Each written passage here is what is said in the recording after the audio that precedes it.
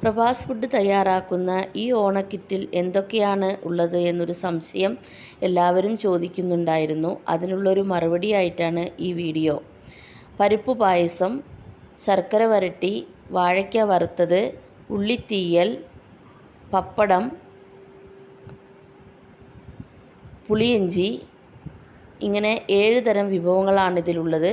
ഇതെല്ലാം തന്നെ വീട്ടിൽ ചെയ്യുന്നതാണ്.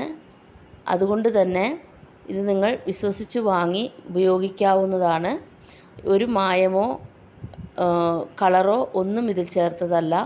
പപ്പടം തലമുറകളായി പാരമ്പര്യമായി ചെയ്യുന്നവരുടെ കയ്യിൽ നിന്നും ആണ് പപ്പടം നിങ്ങൾക്ക് എത്തിച്ചു തരുന്നത്.